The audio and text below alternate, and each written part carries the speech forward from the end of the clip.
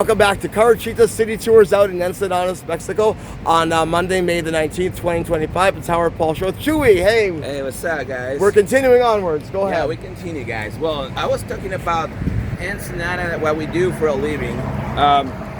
You guys know that we were killing that. When they got here, they noticed that our mountains, they're good for the grapes so they can grow big. You guys have a place in California, its name is Napa Valley, right? Well, that's the place where the wineries are. We have our own Napa Valley here. It's called Valle de Guadalupe or Guadalupe Valley. In Guadalupe Valley, we got the wineries and the vineyards. Ensenada is a winery city. 95% of the Mexican wine is coming from these mountains right here. Wow. So next time you go to Walmart and grab a bottle of Mexican wine, it can be from here, from Ensenada. I'm going to have to get some before I leave today. Yes. In this tour, we're gonna visit the oldest winery in Ensenada. Its name is Santo Tomas, which is the same name of our mission because we were colonized by Spaniards, as I said, and they built a mission here in Ensenada. Up there in the mountains, they built the Santo Tomas mission, and they teach the people from Santo Tomas how to do wine. So in this tour, we're gonna see the oldest winery of Ensenada. So follow us. Okay, great. And I don't know if I said, but the margarita drink was created here in Ensenada. Now we're heading to the margarita place because that's an historical place. I want to show a couple pictures of that place that tell us about the Ensenada history. It'll be fun, believe me. Let's go there. Okay. So now we are in the Riviera Cultural Center. This place you see behind me, it used to be a casino and hotel back in the days. They built this place in 1930, and when they built this place, it used to be a casino and hotel. They called them Hotel Playa, which means beach hotel, because it was just in front of the beach. When they built this place in 1930, there was a prohibition in the States. Nobody can drink alcohol. So they built this place as a casino and hotel, meaning and thinking about bringing people from the States to this place because this place was where the place you can drink. I mean, it was not forbidden to drink here. In Mexico, it was alcohol was allowed. So that was going good. I mean, the business was going good. Riviera was getting famous. But in 1935, Mexican president says no more casinos. Casinos are no longer allowed in Mexico. So they closed this place. And it was closed from 1935 to 1948. In 1948, an American woman, she bought this place because in 1948, Mexican president says, okay, casinos are allowed again. So 1948, an American woman, her name was Margarita King Plant. That was the name of the lady. She bought this place and she opened it again as a casino. Remember, there was a prohibition in the States. Nobody can drink. So she started bringing people from the state to this place. But back in the days, there was no road to San Diego, no road to Tijuana. So the only way to get here was in a ship. So Margarita, she started bringing people again in ships to this place. Margarita, she was getting famous. You know, there is a place in Ensenada, you can drink and you can do whatever you want. That was all the people was talking about. But she was getting famous about that only, the place that you can drink in Ensenada.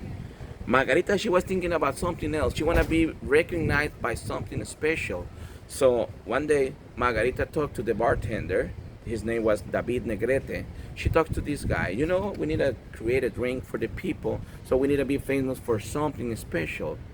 Margarita loves tequila. So Margarita and the bartender, they created a drink with tequila. Margarita, she couldn't drink tequila straight because it's too strong.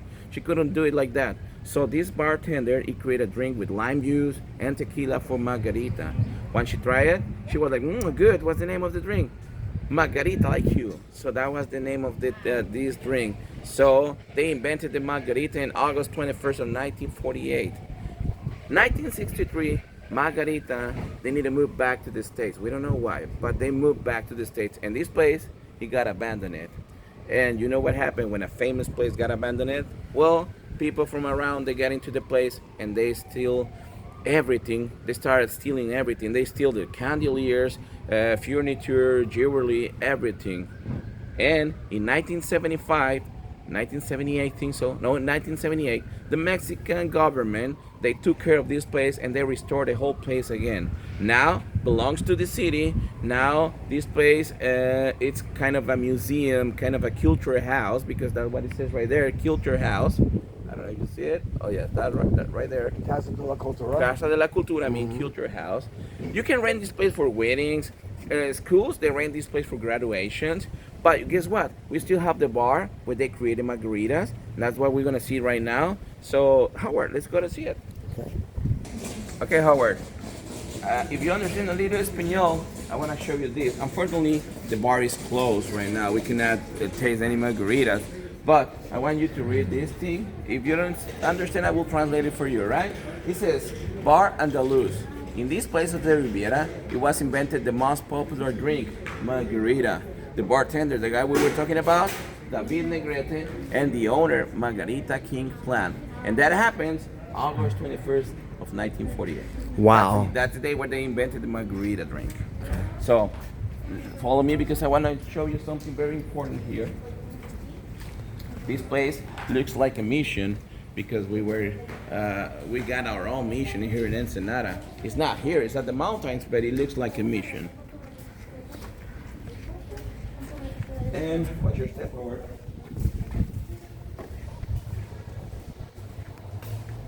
I want you to see this place forward. Look at this map. I want to show you this map. Misiones de las Californias means Californians missions map. Always in green is California. And it used to be Mexican territory because you know that California, Nevada, New Mexico, they used to be Mexican, but now belongs to you. Okay, always see here, it's California.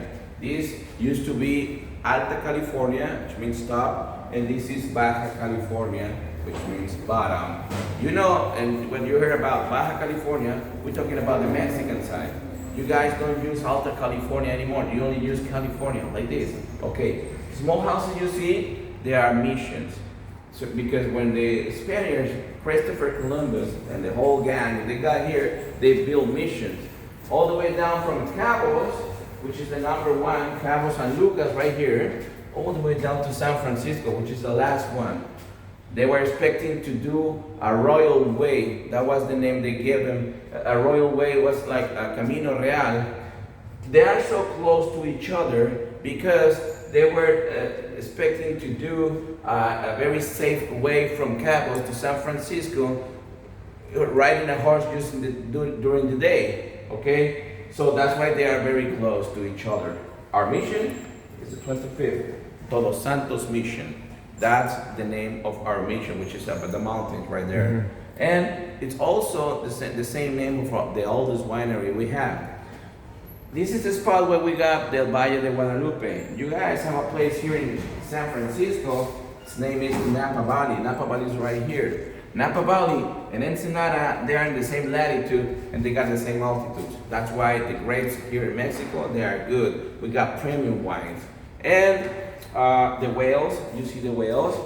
We are in the middle of the whale migration. Whales, they live in Alaska. When they are pregnant, they feel ready to deliver. They'll travel all the way down to this place we call Guerrero Negro. So in Guerrero Negro, the whales, they deliver the baby whales. They choose this place because there is no waves. It looks like a lake. Okay, they are looking for salty water and hot water because baby whales, they don't know how to swim. Mama whale, they teach the baby whale how to swim, right? When the baby whale is ready, they can go back to the States again. They can go back to Alaska. If whale is not ready yet, mama whales can wait for a little bit until the baby whale is ready to go back. So now you know whales are Mexican because they're born here. They go back like all the Mexicans back to the Alaska. They learn English on the way back. That's right. So I'm gonna show you this picture. This is the place, when they built this place, they built Riviera in 1930. You see, that was the way they built this place. Look at these pictures, Howard. This is the patio outside. Can you see that it looks exactly the same? I don't know if you can see, but the tables, they are the same. Even the palm tree you see here is the same palm tree we got outside. You see that palm tree right there? Well, it's the same, exactly the same. When this place was a casino, Howard, we got many people from the U.S., famous people. because it was intended to be the spot for people from Hollywood. Do you remember the show I Love Lucy? Oh yeah. Do you remember Lucille Ball? Can you follow me over this little bit? Look at this. Distinguished visitors from 1930 to 1940. Lucille Ball. We got Lucille Ball from the I Love Lucy show. The CRNS, it was Ricky Ricardo. And I don't know if you remember the boxer, Jack Dempsey, the boxer. It was our first manager. He was the first manager of Riviera. We got people, like very, very important people and very bad people. Al Capone used to be here as well. So, I don't know guys, if you like it, this is the Riviera. It's kind of a very important part of Ensenada. I hope you like it. If you're gonna come to Ensenada, don't forget to visit Riviera. This is a new picture about Riviera. This is kind of a representation of what happens here. We can see a couple ladies drinking margaritas in the beach. Somebody's gambling. Somebody's getting married. We can see Lucille Ball right here. Also, there is a picture about Johnny Weissmuller, the Tarzan guy, because he was here too. And can you see those guys over there with no faces? They look like shadows. That's Al Capone and all his gang. He used to be here too. By the way, underneath this place, there is a bunch of tunnels. And it's normal because back in the days, if we were workers and we used to be working here, and we need to go to the kitchen or we need to go to something else, somewhere else, we need to use tunnels. Workers couldn't be mixed with the people. So, to get to a different spot, they need to use tunnels. When Al Capone, when he was here, he noticed about the tunnels and he built an extra tunnels to escape from here. And they go straight to the beach. So we got a couple tunnels to go to the beach. They do tours in Halloween. If you want to see the tunnel, you should come in Halloween. They do tours in the tunnel. Oh wow. Okay. So this is the Riviera, guys.